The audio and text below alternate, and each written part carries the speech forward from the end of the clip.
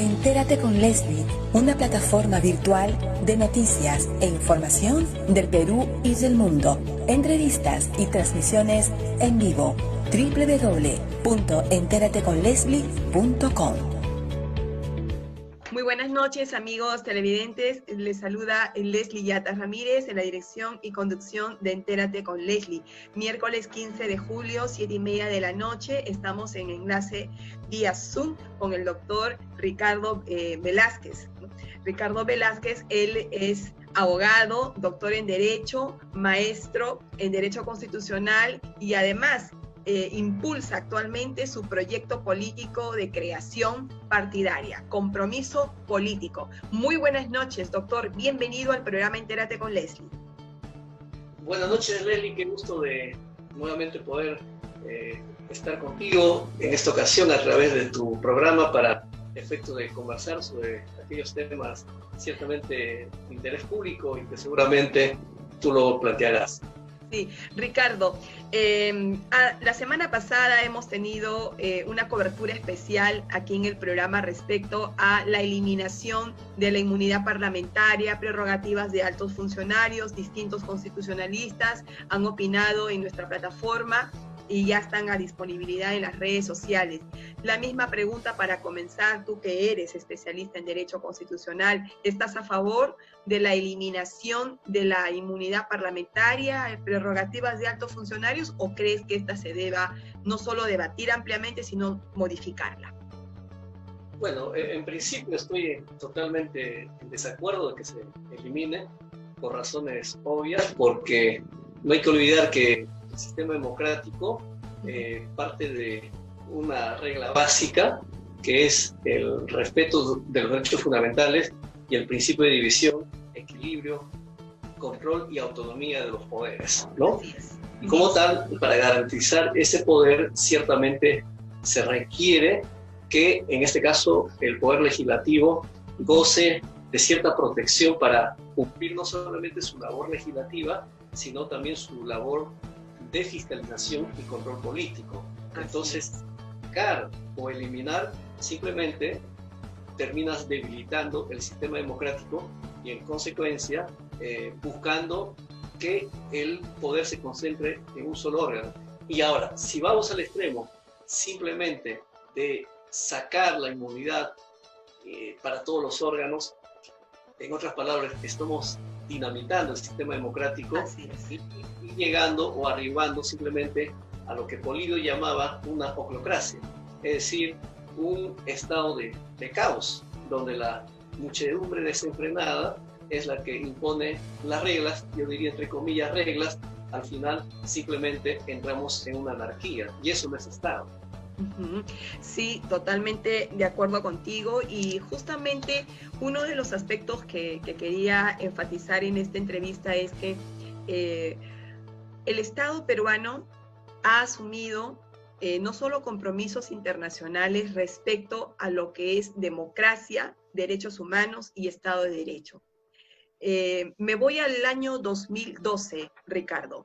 El Estado peruano promovió una resolución en el seno del Consejo de Derechos Humanos de las Naciones Unidas, que es el órgano político y subsidiario de la Asamblea General de las Naciones Unidas.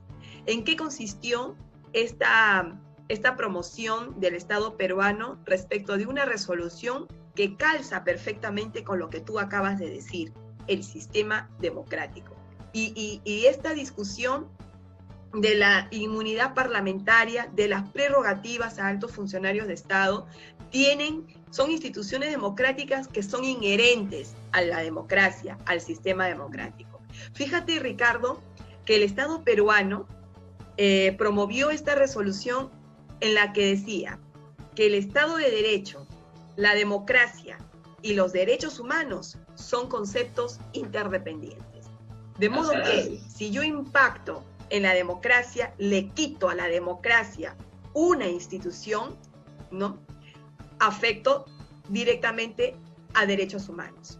Si yo afecto al orden democrático, afecto al Estado de Derecho, afecto a derechos humanos. Entonces, yo creo que hay que hacerle recordar al Estado peruano que ha asumido este consenso internacional. De modo que si yo elimino la inmunidad parlamentaria, elimino las prerrogativas del presidente de la República, del defensor del pueblo, del Tribunal Constitucional, la pregunta para ti, Ricardo, ¿estoy o no afectando el sistema democrático? Desde luego, debilitando, yo diría, matando el sistema democrático. Y no solamente tenemos ese acuerdo que acabas de hacer mención, sino también tenemos la Carta Democrática Interamericana. Se reconoce la democracia como un derecho fundamental de los pueblos, ¿sí? Y claro, el concepto de democracia desde luego es amplio. La democracia se puede asumir como una forma de Estado, como una forma de gobierno, un sistema político y en este caso también como un derecho de los pueblos, es decir, de la colectividad. ¿Y por qué? Porque es el único sistema que te garantiza las libertades y derechos fundamentales. No se puede, un sistema ha legitimado el cierre del anterior Congreso. Entonces, estas cosas hacen de que se ponga en cuestión también la propia autoridad de la Constitución, porque estos casos de desobediencia a la Constitución son reiterativos, y entonces entramos ya en una discusión que va más allá del aspecto estrictamente normativo y constitucional. Entramos a un tema político, y ese tema político tiene que ver con la legitimidad o no de la Constitución de 1993. Y ocurre, y con esto termino, ocurre que esta Constitución tenía observaciones en su legitimidad de origen, y en alguna manera y en un periodo determinado también en su legitimidad de ejercicio. Pero cuando entró el presidente Valentín Paniagua como presidente de la transición democrática, logró que esa Constitución goce de cierta legitimidad de ejercicio. Pero ¿qué pasa? Después de un buen tiempo, nuevamente se le empieza a faltar autoridad a la Constitución, y en consecuencia ya no solamente se está poniendo en cuestión su legitimidad de origen, sino también su legitimidad de ejercicio. Y cuando ello ocurre, es decir, ninguna autoridad, ningún poder respeta la Constitución, obviamente entramos en un tema de discusión de un nuevo contrato político y social. Creo que estamos en esa situación de discusión. Bien, perfectamente explicado esto, Ricardo, y yo creo que la ciudadanía que en estos momentos te está sintonizando ya lo entendió. El tema es que, vuelvo a recalcar, las exigencias que nosotros como ciudadanos tengamos que demandar a nuestro Estado para que sea regulada, en el sentido de que no queremos personas que tengan cuentas pendientes con el Poder Judicial cuando tengan que postular o desempeñar la más alta magistratura en el Perú, cargos funcionales muy altos.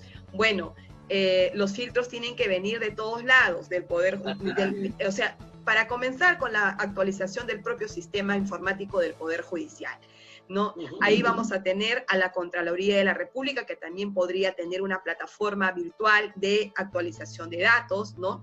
Es importante que la Contraloría tenga esa plataforma de ayuda, de filtros, ¿no? Para evitar justamente que candidatos con problemas se puedan presentar. A veces no se actualiza y los partidos políticos realmente se han quedado atrás en esta situación, porque son ellos los responsables. ¿Quiénes son los que presentan los candidatos? Son los partidos políticos, ¿no? Entonces son los partidos políticos los llamados directamente y responsables del tema.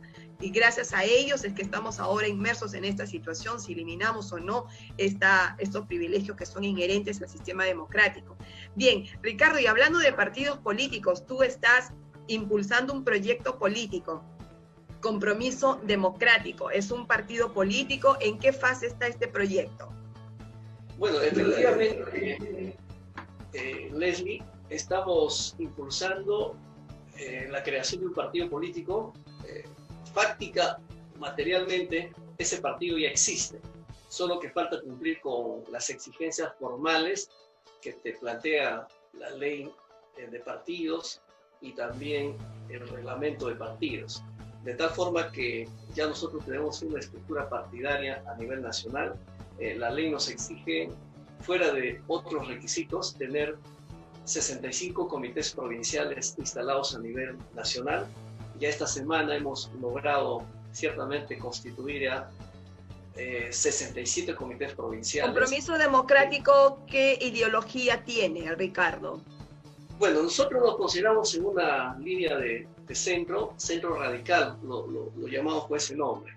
¿Por qué? Porque nosotros rescatamos los aspectos, digamos, positivos de estas dos grandes corrientes que paradójicamente están enfrentados, que es el pensamiento liberal y el pensamiento socialista. Yo creo que hay autores muy interesantes que en su momento, como Norberto Bobbio, Giovanni Sartori, han hecho aportes y han construido una tercera vía. Y nosotros esa vía lo reforzamos partiendo más bien de un enfoque ciertamente del Perú, de nuestra historia, rescatando los valores ancestrales y también los principios que dieron nacimiento a la República, pero también mirando ciertamente al futuro, porque nosotros no vamos a caer en esa disyuntiva entre extrema izquierda o extrema derecha, ¿no? Entre blanco o negro.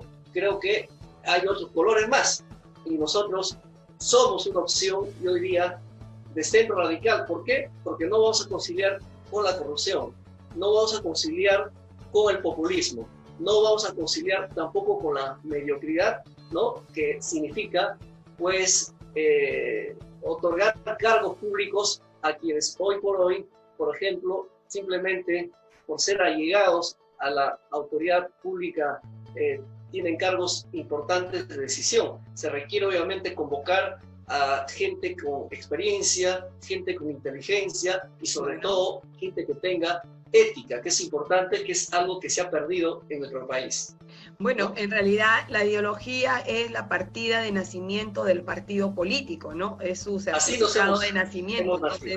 Entonces, lo que pasa es que nos encontramos en una etapa muy difícil, ¿no? Porque ante la crisis partidaria que tenemos en el Perú, y es una crisis que no solamente viene desde ahora, sino que se agudiza más en este periodo en la que la población aún no puede salir libremente a transitar, porque estamos enfrentando un tema de pandemia, y eso hay que seguir recalcándolo, amigos televidentes.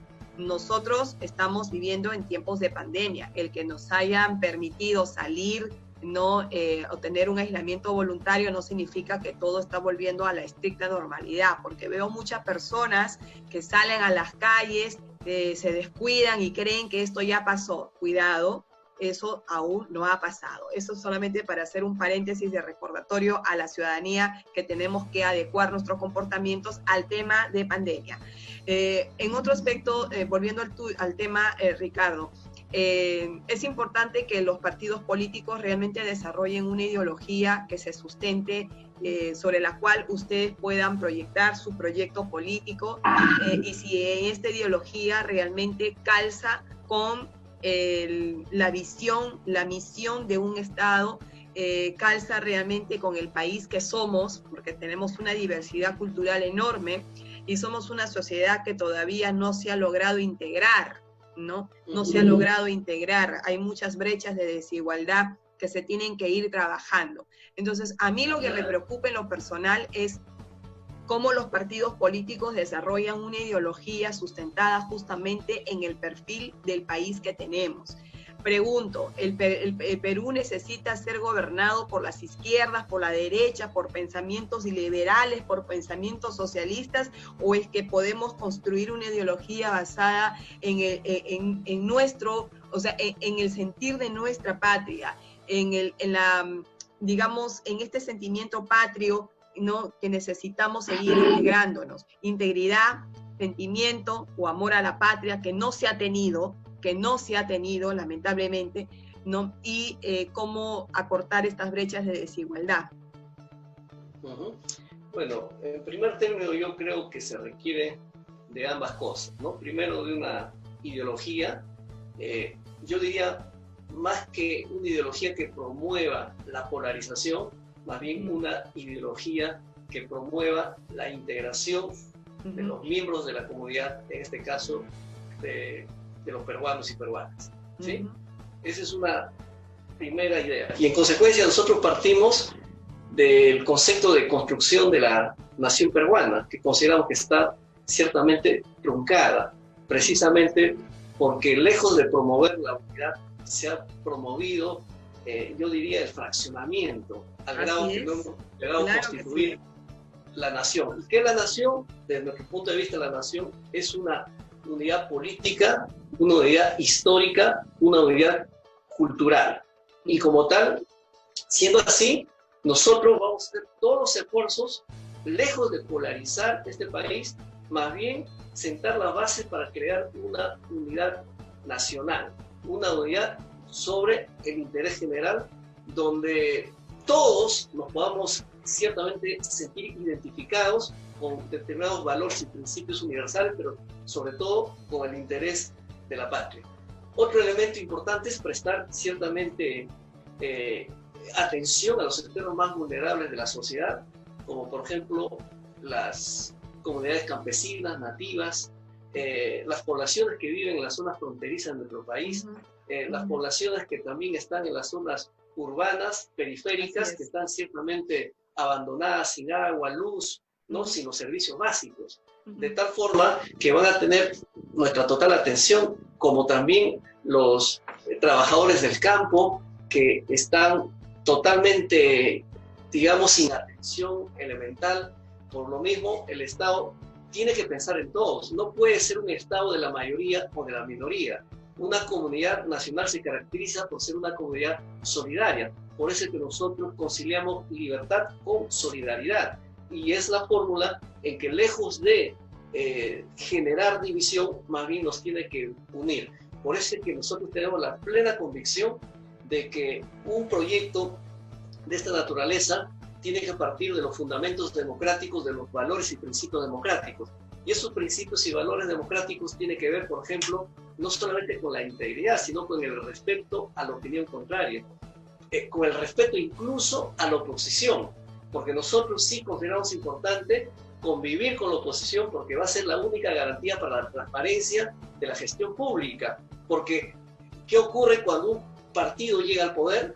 Simplemente, entre los miembros de ese partido, o un grupo, o la mayoría, buscan protegerse frente a actos de corrupción. Pero si tienes una oposición activa, atenta a lo que viene haciendo el gobierno de turno o el partido que está en el gobierno, obviamente, si eres demócrata, tienes que recoger esas denuncias, porque serán los ojos, no de la oposición, sino los ojos del sistema democrático, y como tal, eso va a ayudar a fortalecer. Porque si tú anulas cualquier oposición, ¿a qué nos va a llevar eso? Simplemente a que se siga institucionalizando la corrupción como está ocurriendo actualmente.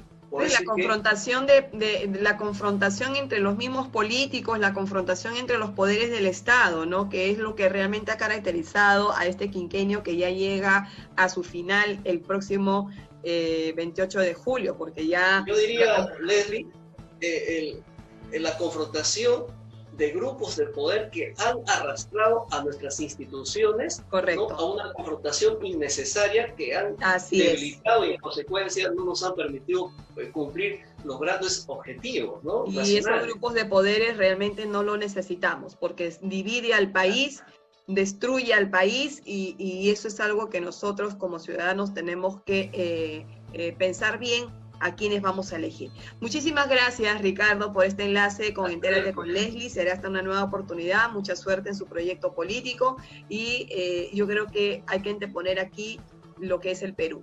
En estos últimos años, nuestros líderes, si es que acaso hay un liderazgo político, que también eso hay ahorita escasez de liderazgo político, es que realmente no han sabido amar al Perú. No han antepuesto los intereses del Perú, sino sus intereses privados o los intereses políticos, sus réditos para sus partidos, entre comillas, pero el Perú lo dejaron de lado. Y eso es una reclamación, es una demanda ciudadana que nosotros hacemos a todos los que hoy quieren o son líderes de partidos políticos o están como tú ya en este proyecto.